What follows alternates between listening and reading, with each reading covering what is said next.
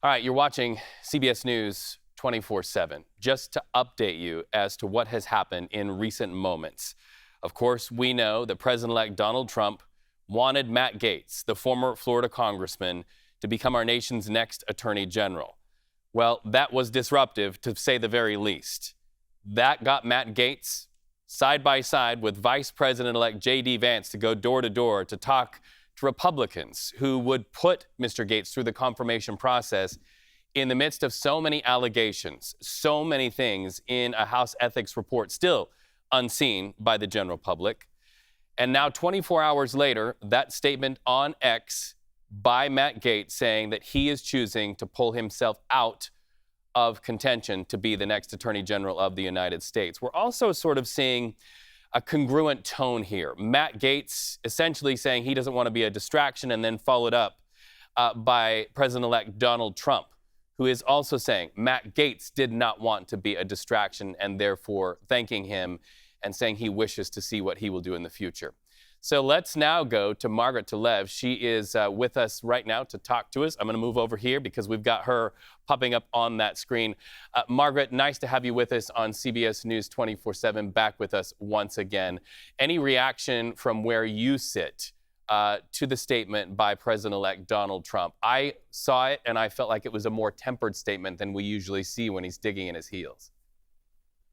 Well, I think he's seen the writing on the wall, at least for the last couple of days, perhaps always from the outset. This was always a two-pronged approach. One was to see whether he could convince Republican senators to uh, put their concerns aside or take a long break and allow Matt Gaetz to enter that job. But the other, more broadly, was to see how far he can push the GOP incoming Senate majority to bend to his will in general, right out of the gate. And I think as an early test, we have seen some limits here. There are a couple of other nominees that are going to be tested as well. And I think one big question now is going to be who will be the president-elect's ultimately successful nominee for the attorney general position. It's an incredibly important role, obviously, and Donald Trump has indicated that he wants, to some extent, to be able to use that role to after what he sees as resistance or critics inside of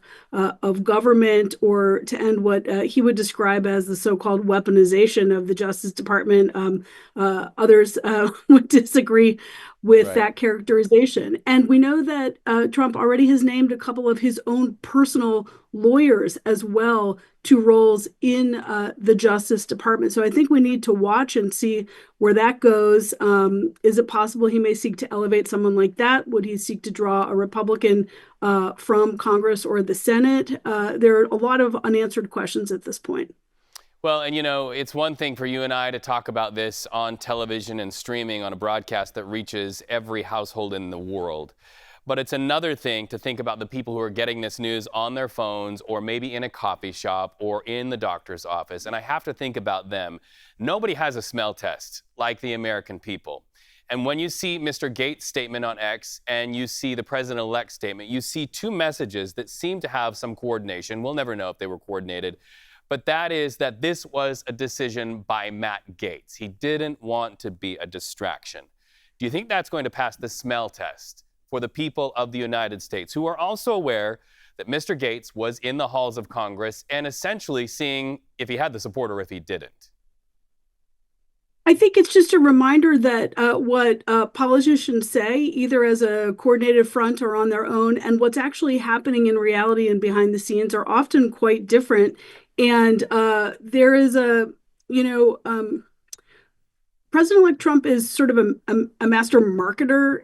He is an intensely practiced television communicator, and he knows that sort of the shock and awe, move fast, and act very convinced that what you want is what's going to happen, is generally puts you on the best footing to make those things happen. But there are still limits about what can pass muster with this Senate or the incoming Senate. And I think we're beginning, to see some of that. And whether the message was coordinated or not, isn't really as important as the fact that behind the scenes, Republican senators were telling Matt Gaetz and President-elect Trump and the Trump transition team, we can't do this one. This one is not going to happen. There's another issue, too, that I think bears watching. We're seeing both in this case and in the case of Pete Hegseth's nomination for defense secretary, although these are different facts, different candidates, different cases. The idea of this argument that if the Justice Department does not bring charges against you, you're therefore cleared of the allegations. And I think it's important to remember that in the history of the United States, the test for Senate confirmation of nominees, especially to a top-tier cabinet position, has never been simply, did you get criminally charged or convicted of something? It's also about conduct and whether your background makes you susceptible to being compromised in any way. Nice to have you here on CBS News 24/7. For our viewers who are just logging on or joining us, we want to get to that post on social media by former Florida Congressman Matt Gaetz and just let you see it for yourself. It's one thing to tell you the headline. It's another thing to show you where we're sourcing it. He says, quote, "I had excellent meetings with senators yesterday. I appreciate their thoughtful feedback and what he characterizes as the incredible support of so many. While the momentum was strong, it is clear," Mr. Gaetz says, "that my confirmation was unfairly becoming a distraction to the critical work of the Trump-Vance transition.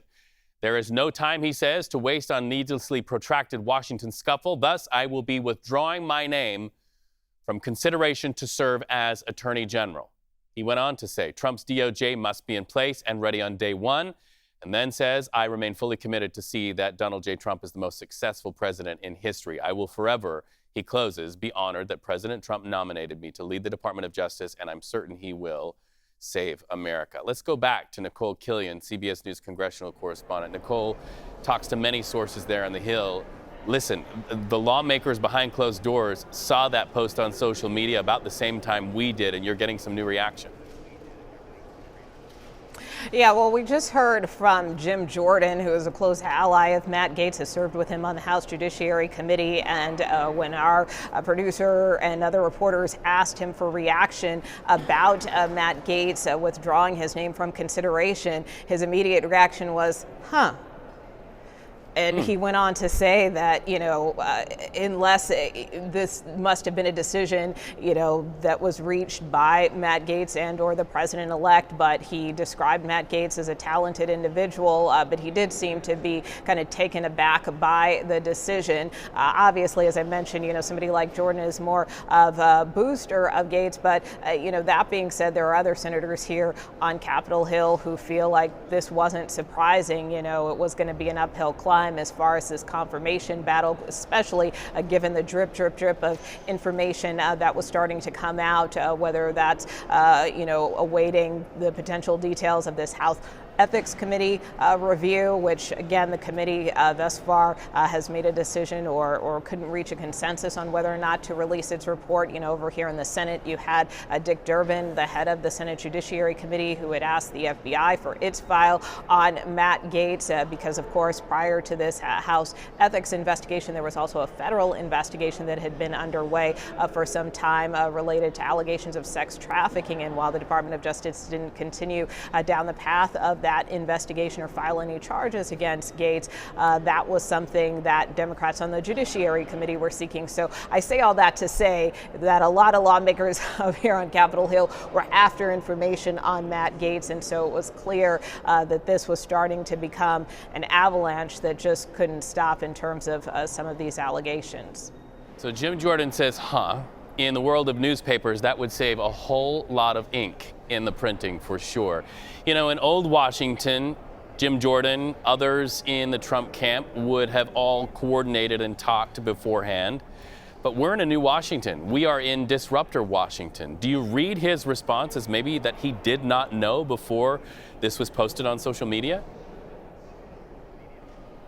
Oh, well, I don't want to speculate about any conversations that may or may not have occurred behind the scenes. I think the main thing that was striking to me in terms of Matt Gaetz' statement and taking himself out of the running is covering Capitol Hill and having encountered Matt Gaetz many times here over the years here on the Hill. There have been several instances where we have asked him about the ethics investigation, about the allegations made in this ethics investigation, as well as when the Department of Justice was conducting its own investigation into Matt Gaetz, and time and again he denied the allegations, he denied any wrongdoing, and acted like that he had no culpability. So the fact that he is taking this step back to withdraw his name, I didn't see anything in the statement of necessarily denying some of those allegations that have been out there, even though he has been very forthright about doing that. He has kind of acted that, hey, I'm being the one victimized here in all of these probes. And so that is probably what I found was most interesting, that he made this decision to step back when he has so staunchly defended these allegations against him over the years. Nicole Killian, thank you so much. Nice to have that conversation with you. I have a feeling you and I will be talking a lot, maybe even in the hour to come. Thank you so much for checking in with us on that. All right, so let's bring in CBS News' Finn Gomez right now to deepen this conversation. And let's have the conversation, Finn, from the point of view of strategy. 24 hours ago, Matt Gaetz was knocking on doors of lawmakers. There was a ground game there. There was strategy there, even the vice president-elect next to him for those meetings. Fast forward to today, Pete Hegseth is having similar meetings and also some controversies following him. What do you see from a political standpoint? What does the Trump camp do now, knowing that Mr. Hegseth is having essentially the same process today as Mr. Gaetz yesterday? Well, I think if you look at Gaetz first, Reed, if you look at that, I think a part of this, there was in speaking to some people close to the transition, that from the onset they knew that this pick would be problematic, right? Some of these questions about Gaetz have been swirling for a while. We've known about the House investigation, ethics investigation for some time. Of course, the previous federal investigation into some of these allegations as well. So we knew it was problematic. Trump wanted unconventional picks, he wanted unorthodox picks, but he also wanted a loyalist, someone who could come in and sort of clean house from what he calls the deep state, those who are what he claims are against him politically within the organization institution of the Department of Justice. But what we were hearing is that this also could be a tactic, a ploy to have him, he goes in, he gets knocked down, and then it could mean that behind him is a more palatable pick for AG, right? And that would get through, but you still get someone who just by contrast seems like a more palatable, more favorable pick that could get through the Senate, right? No accusations that we're hearing, none of the stuff that we heard from the House investigation.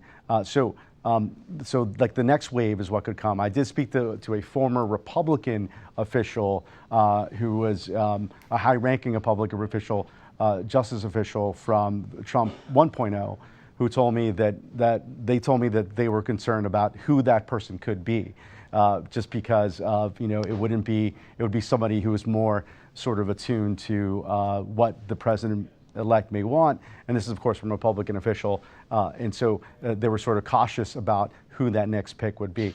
Also, just politically, as you mentioned, Reed, there's no doubt, and there's been no question either that Matt Gaetz has some political ambition in his home state of Florida. We all know he stepped down from his House seat because of this pick by the president-elect. But he does have political interest. We're hearing to run in Florida.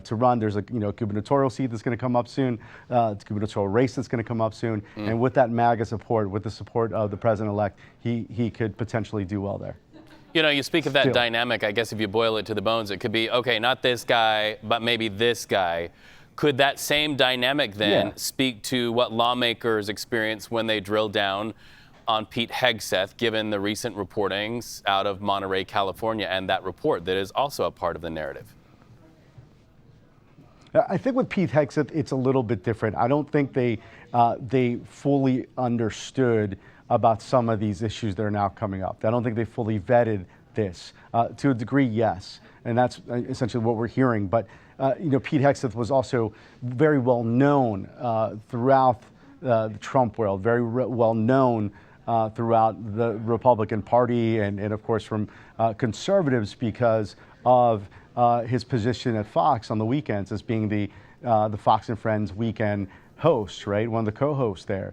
And he's also been a very, very staunch defender of Trump. And what Trump wants a lot, what the president-elect wants, is he wants effective communicators in these top cabinet positions for him, loyalists close to him, people close to the MAGA base. And I think primarily that is what you're seeing here. So I think it's a little bit different, at least in its intention and at the outset.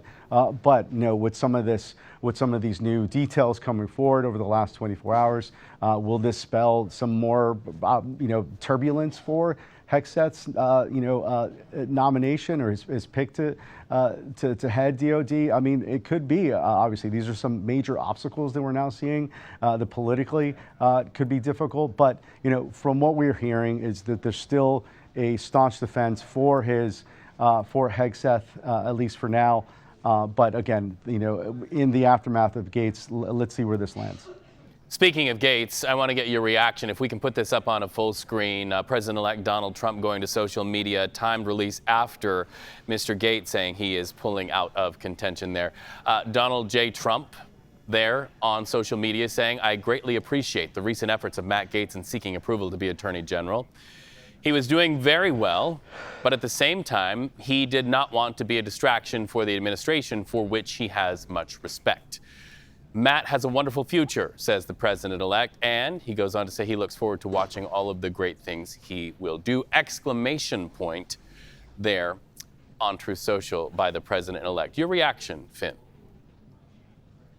Well, again, like that last part of it, it may not just be a favorable end to this, to this trajectory for AG, but it could allude to the fact that there is again maybe some political viability in his home state of Florida, right? Even though this has essentially gone down in flames, his candidacy essentially to be Attorney General, I think that there is still some political opportunities in his home state of Florida. That Trump has done very well there.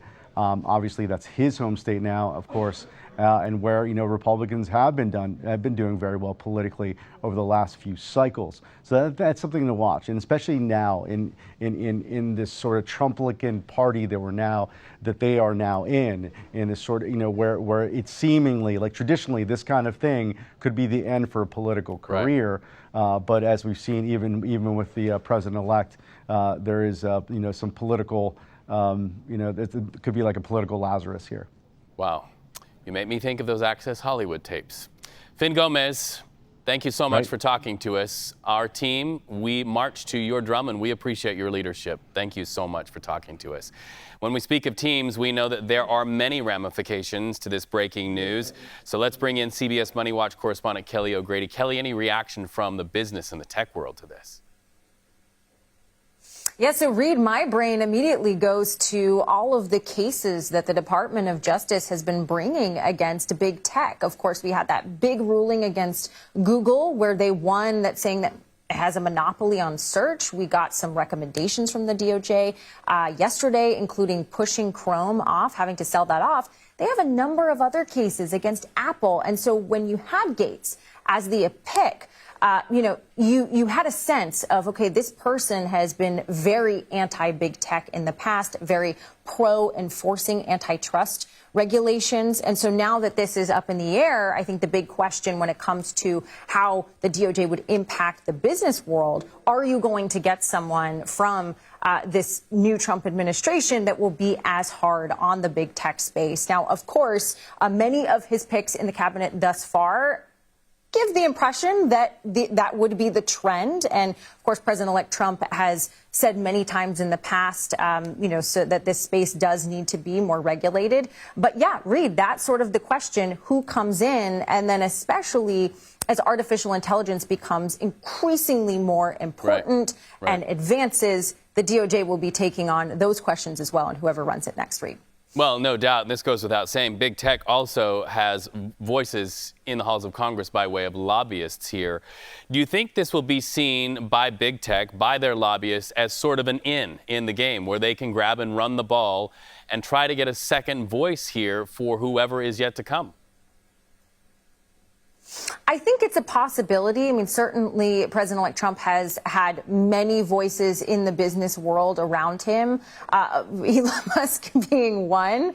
Certainly, he has interest in this space. But like I said, based on the other picks that we have seen from the president-elect thus far, it really does seem to be a bipartisan push, not just on the Republican side, right, but on the Democratic side for going against big tech here. So I would expect someone similar to Gaetz in terms of that perspective going after the big tech businesses. Well, and we know the Trump administration incoming has used that phrase all the time, over and over. Day one, day one, day one. From a tech perspective, which of those issues in the tech world that Matt Gaetz would have confronted on day one do you think still remain day one issues?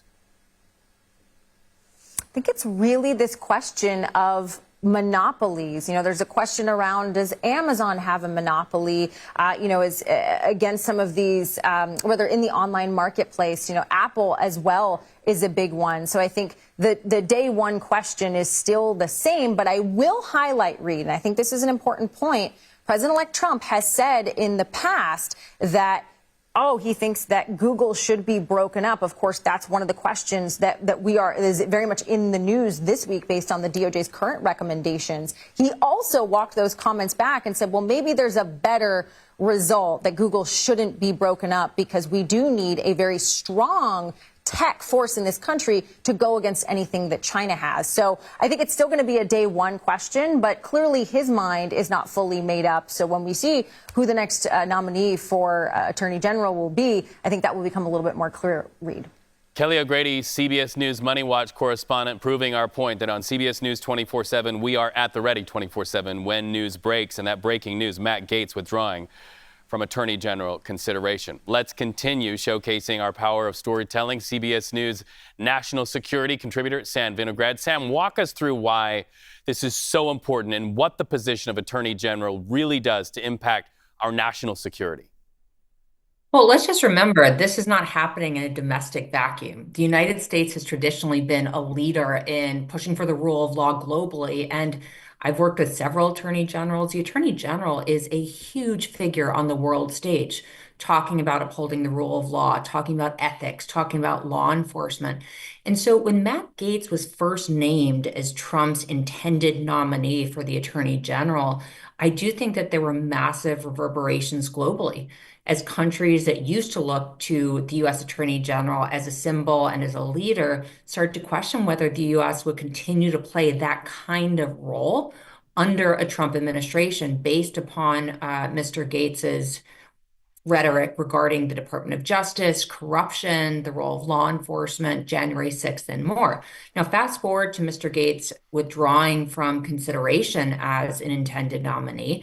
And I do think it undercuts confidence in President-elect Trump's process for identifying personnel. He literally has hundreds, if not thousands of people that he could have picked for this position, and instead picked someone who had not just, a very controversial and complicated past, but someone who very clearly couldn't even make it, more than a few days, if not a few weeks, as a contender. So I think it signals globally that President-elect Trump's personnel process is not ironclad, and further, just longer term, sheds doubt on the role that the next attorney general will play on the world stage. We also just got this in from Senator Lindsey Graham. We wanted to show it to our viewers. Stay with me and we'll continue the conversation. I just issued a statement. He withdrew. I respect his decision. Appreciate him offering himself for service at that level. Now on to somebody else. But, sir, we read the statement, but when you were talking with other colleagues on the Judiciary Committee from your party, did you get the sense that they were already going to be a no on him? No. Is that why he resigned? No. I got the sense that the process was going to be challenging, and he made the decision. You need to ask him. But here's what I would say. The president nominated somebody. They chose to not go forward. Now he'll nominate somebody else. All this interest about Republican nominees. I understand it. But where were most of y'all at when the Democrats were doing this? You know, there was an allegation of rape by a woman against President Biden, and here's what I said. That's not the guy I know. Nobody did this. We sense that if you're a Republican, everything is true until you can prove yourself innocent. So as to Matt, he's withdrawn. Respect his service. As to what President Trump will do next, we will see. But I am committed to helping him where I can. I will not be a rubber stamp to his nominees, but I will also not engage in an angry mob mentality. Now, I have voted for almost everybody's nominees. And I can promise you, when a Democrat nominates somebody, I don't have this problem of walking down the hall with a microphone in my face. The double standard is atrocious, and it needs to stop. What are you hoping to say? Thank you, Senator. So some salt in his voice. First of all, in a very general sense, your reaction? Unsurprising statements from Senator Graham. That was a pivot. And Senator Graham, right, who is a lawyer who has a long history in the Senate, was unlikely to criticize a nominee that Mr. President-elect Trump had made, and instead flipped this into a double standard discussion about Democrat nominees versus Republican nominees. I do think it's worth noting, however, that comparing the allegations against Representative Gaetz to an allegation against President Biden is really mixing apples and oranges quite a bit. However, Senator Graham clearly wants to look forward rather than look back. And it's true, all eyes are now on who President-elect Trump is going to name. And again, as a security professional, both from a homeland perspective and national security perspective, I am very focused on whether President-elect Trump will name someone with adequate legal experience, adequate law enforcement experience, and someone who wants to continue serving this country and helping countries around the world establish the rule of law. So I too am looking forward, but conscious of the reverberations that this latest episode has had on just our global standing. Which begs the question, was it really about Matt Gaetz in the mind of the president-elect, or was it about what the president-elect wanted to achieve through Matt Gaetz, those objectives? And that really speaks to the conversation I had with Major Garrett just a few minutes ago, where it's perhaps not this guy, but then maybe this guy sort of dynamic there in Washington, D.C. The next person who's chosen, will it be about the person or will it be about those objectives? And if so, what are those objectives? Well, I also think it begs a question of who is going to be a rubber stamp for President-elect Trump's nominees. Senator Graham is incredibly close with President Trump. As you heard him describe, however, he did make comments about President Biden's character when there was an allegation against him. Mm-hmm. And based upon the fact that Matt Gaetz withdrew from contention, it does signal to me that he felt that Republicans in the Senate were not going to be a rubber stamp for his nomination. So as President-elect Trump looks forward to the next Attorney General, he will undoubtedly pick somebody who aligns with his perspective on what he considers to be corruption at the Department of Justice, something I have not personally experienced in my years of working with them under various administrations, but corruption at the Department of Justice, as well as perceptions about January 6th, perceptions about Democrats, election quote-unquote meddling, and more. So he will pick somebody aligned with his interests, but perhaps this time he will take a closer examination of what kinds of controversial issues and allegations plague a nominee so that he avoids, frankly, another public embarrassment like this one. A quick question and a quick answer as we wrap with you. Do you see this as the first loss for the incoming Trump administration politically? I do see this as a political loss for the incoming administration and likely augurs more careful consideration of personnel picks in the days ahead. All right, so let's talk about the days ahead. Thanking Sam and moving now to CBS News politics reporter Jake Rosen. Jake, we know it's early, but speaking to that what's next angle, are you hearing anything about potential replacements to come in line now that Matt Gaetz, and for those who are just logging on right now, Matt Gaetz taking himself out of consideration, who's the what's next? Well, in speaking with Trump allies over the last couple of days, Reed, it really felt like Donald Trump was pushing for this behind the scenes. And I think yesterday was critical as Gaetz really hit kind of a roadblock. It was put to me by someone that there were already 10 hard no's against him, which means that that nomination would not have passed and he would not have been confirmed. However, I think we have to remember that the search had a couple other runners up, including Missouri Attorney General Bailey, who was a critical part of kind of the discussions behind the scenes as he led into picking Matt Gaetz a week ago today. But as of right now, Trump's still focused on picking through other people.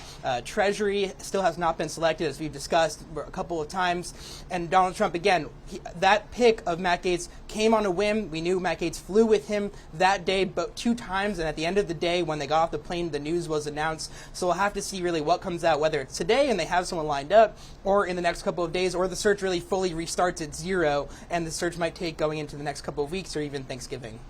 Well, and you have to ask the question because there is this emerging narrative that perhaps the Gaetz pick was an early test of the Trump administration of the metal in the spine of our lawmakers on Capitol Hill, whether they would fold and give Donald Trump carte blanche or whether they would put their foot in the door and question things and say no. Do you think the fact that now we kind of have an idea of the stomach of congressional members for situations like this, do you think that that will factor into the conversations at Mar-a-Lago in the days and weeks ahead?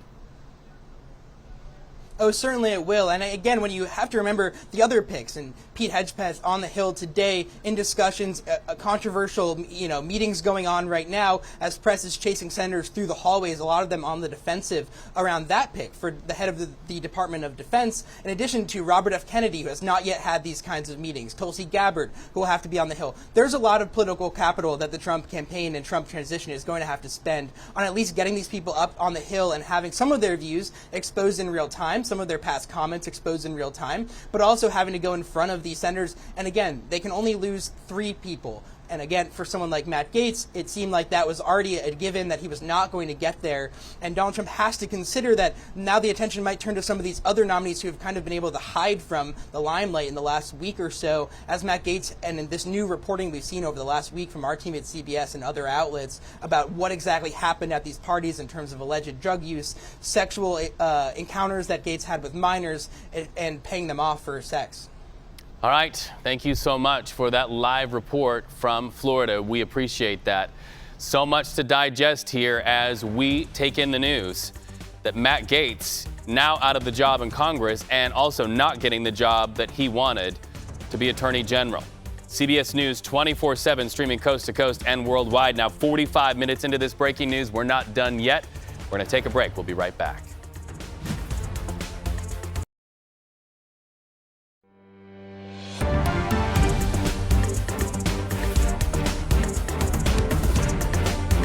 No end to the headlines on Capitol Hill today, and here's the headline. The man President-elect Donald Trump wanted to be our nation's next Attorney General withdrawing from consideration. We have his post on social media that took a lot of people by surprise. So we're going to pull that up here in a second and show it to you. This is what Matt Gaetz says. He said he had excellent meetings with senators yesterday, appreciates the thoughtful feedback and the incredible support of so many. While the momentum was strong, it is clear that my confirmation, says Mr. Gaetz, was unfairly becoming a distraction to the critical work of the Trump-Vance transition. There is no time to waste on a needlessly protracted Washington scuffle. Thus, I'll be withdrawing my name from consideration to serve as Attorney General. Just a part of his statement there on social media. The reaction coming in swiftly from Capitol Hill, not the least of which, Senator Lindsey Graham. Our reporters were able to ask him questions, but now we're going to go, it looks like, to Semaphore political reporter Shelby Talcott for more on this and have that discussion. Lindsey Graham had some salt in his voice about this and really characterized this in a way that really sort of sounded like this was an unfounded bit of scrutiny. But you're not hearing that by reaction from a lot of other people on Capitol Hill. Yeah, I was, I'm talking to folks inside of Trump world, and people were surprised, although there's been really strong defense of Matt Gaetz internally. And I've been told that as recently as last night, his confirmation team was still being compiled. And so certainly internally, this took a lot of folks by surprise. I'm also told by one source that this was Matt Gaetz's decision, but what is unclear is whether that decision was prompted by Donald Trump asking him to step aside, or whether it was proactively Matt Gaetz coming to Donald Trump and making the decision entirely on his own. Well, if you believe the statements by the president-elect and Matt Gaetz, they seem to want to send the message out that it was Mr. Gaetz' decision to do so. But you have to wonder what did it. I mean, if his confirmation team was being formed as late as last night, what happened today? We know going back in time that the House Ethics Committee did not greenlight the release of that House Ethics report on Mr. Gaetz. That's not to say that they wouldn't. They just said at this time we're not going to release it. Is there any potentiality that that report could have seen the light of day to the American people, and that would have been what caused this house of cards to fall? Well, there's been a lot of questions over whether that report would get leaked or somehow end up in the media or in the public eye, regardless of whether they decided to actually officially release it or not. And certainly that would have made Matt Gaetz's confirmation process more difficult. And so I do think that there were thoughts about this. This was not something that was going away. There was a lot of media coverage over this. It was continuing.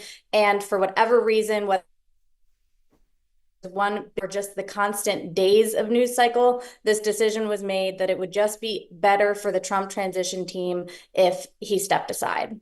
And we don't know what was in that House Ethics report that so many people felt was so important for the American people to see. But there was a lot of reporting out there that really elevated what a lot of people at home would say was the ick factor. What was some of the reporting that perhaps just could not pass the stomach test for lawmakers on Capitol Hill that you saw from your perspective?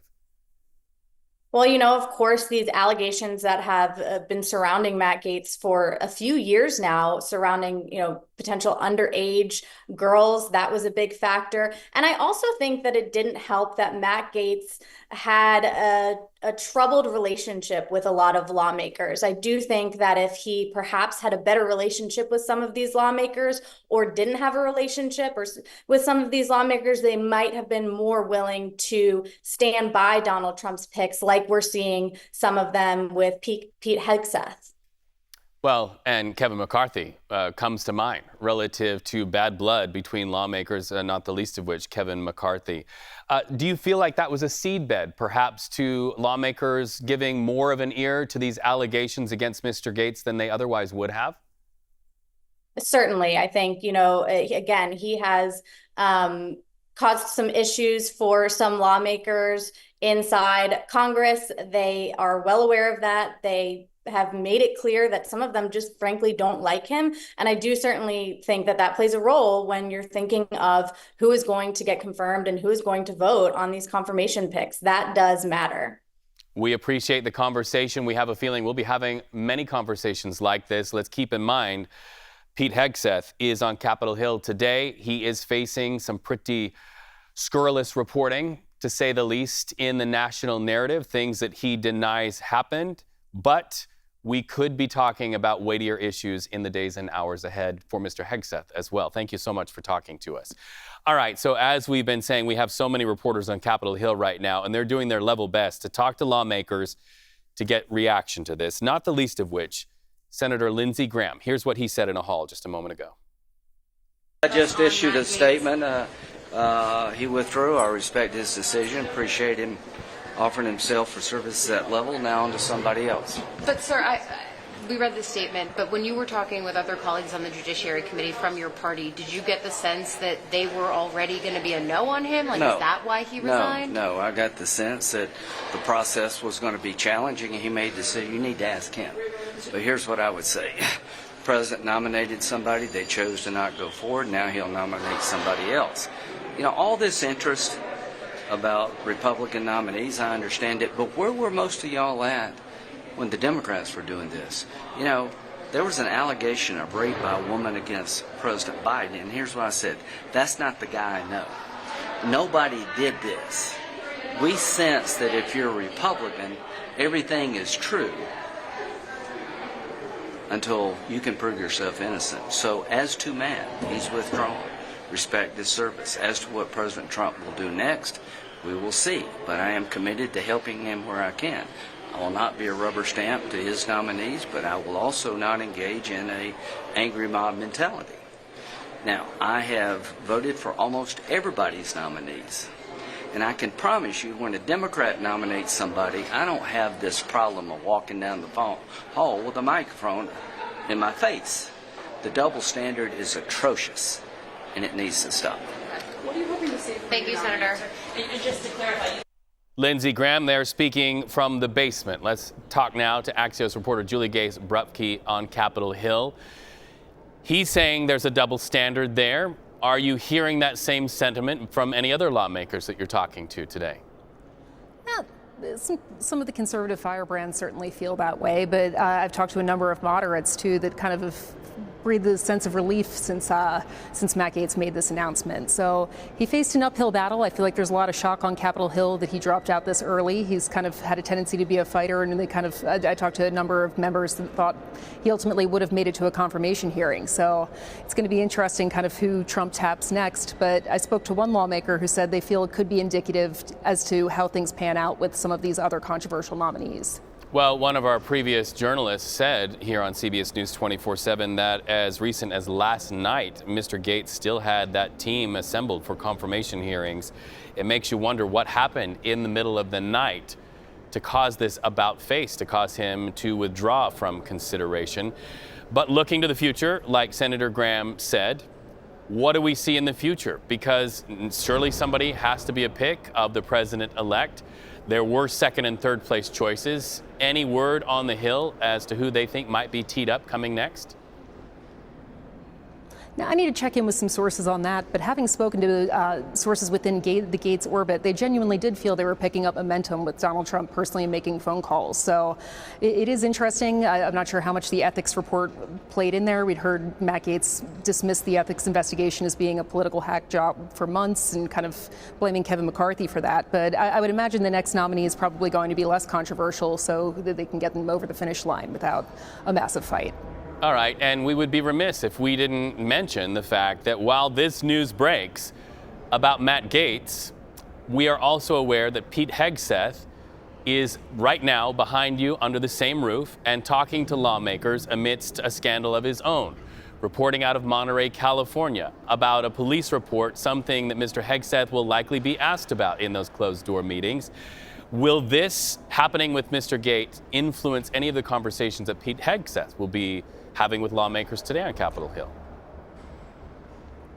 No, I definitely think it could be a factor for him. Obviously, these allegations are very damning, and I think there are a lot of, especially moderate Republican women, that are going to want to kind of hear his side of the story on that and ultimately make a decision on whether or not they're willing to support him. So I've spoken with some members that kind of wish that there had been more of an FBI vetting of some of these nominees to kind of be able to have a smoother process there. So these confirmation hearings are certainly going to be interesting.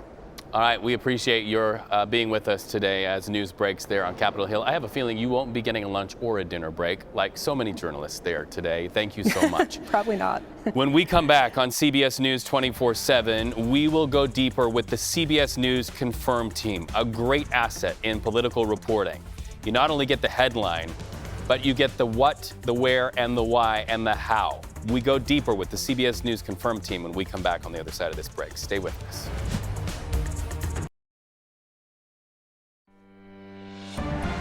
CBS News 24/7, when we see it, you see it, and we are seeing a whole lot on Capitol Hill. Here's your headline if you're just joining us.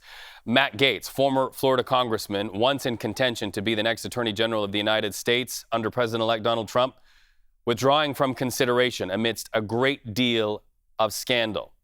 He put that post on social media saying he wanted to do so that he wasn't a distraction to what is happening for the incoming administration. Now, this is also happening at the same time when another one of the president-elect's picks is on Capitol Hill. We're talking about Pete Hegseth. He is having meetings today with lawmakers much like Mr. Gaetz had yesterday on Capitol Hill before this news broke. And we had a chance to talk to Mr. Hegseth in the middle of those meetings. Today, we wanted to let you hear that.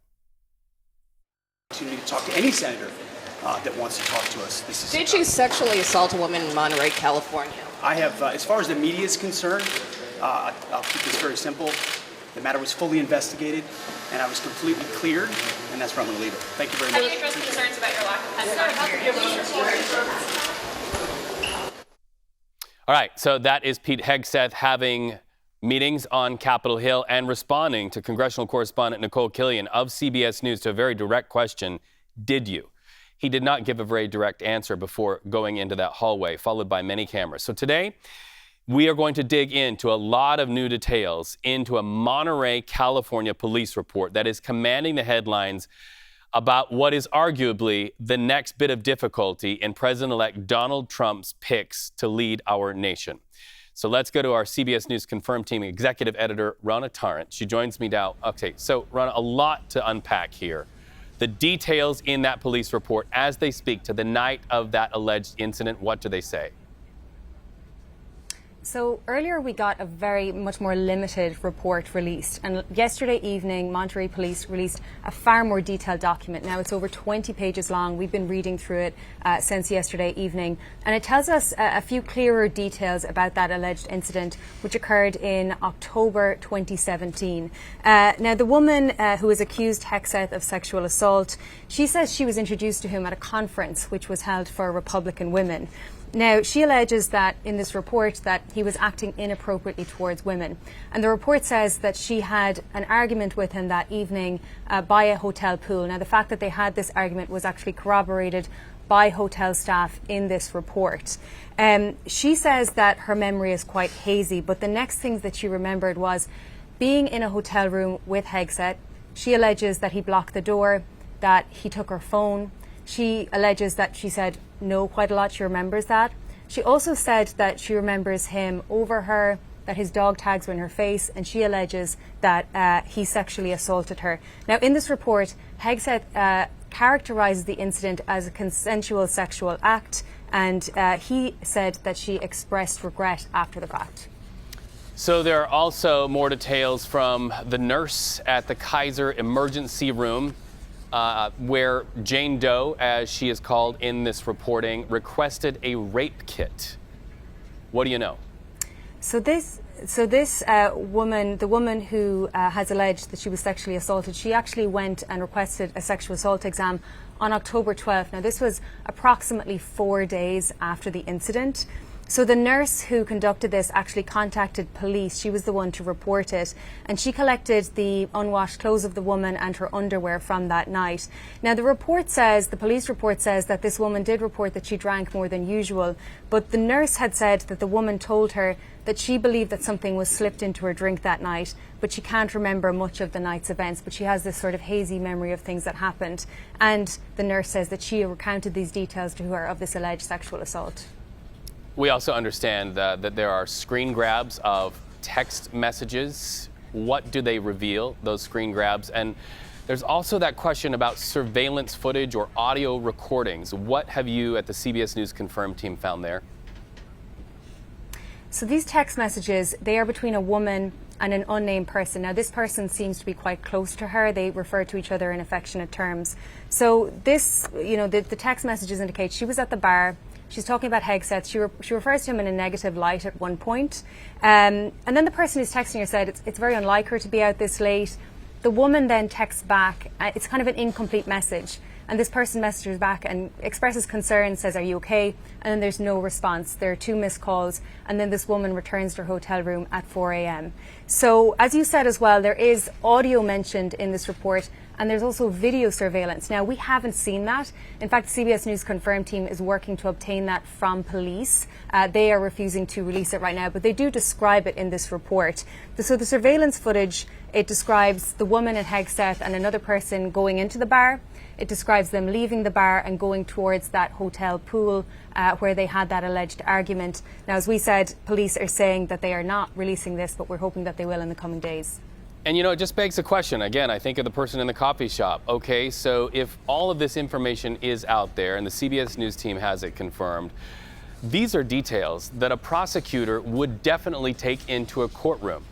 Why no word of charges in light of all of this wealth of information? What happened there? So we don't know. We know that no charges were filed in this case. We know that from his lawyer had said that they had reached an agreement after the fact. But for now, we don't know, and that is more information that we're looking into. Ronna Tarrant, thank you so much for talking to us today here on CBS News 24/7. Final question for you as it relates to this police report. Do we expect to hear from the woman who is now known as Jane Doe? Do we expect or have any indication that we will get an idea of who she is directly from her? So CBS News obviously does not name alleged sexual assault victims, and we don't know who this woman is. She has not come out and spoken publicly, and her lawyer has said that she won't be coming out and speaking publicly at the moment. So she is currently not speaking to the media, and as of now, we know that she has not been named. And we do have some reporting that this happened in the proximity of a Republicans women event there, correct? Yes, so this is a local Republican group that operates in the area. We know that Hegseth was invited to this event to speak. We know that this woman was some way affiliated with the organization. And we know that this event happened that evening where he had spoken. Ronna, we have about 5 seconds left in this broadcast. We know we'll continue this conversation on CBS News 24/7. We thank you for watching.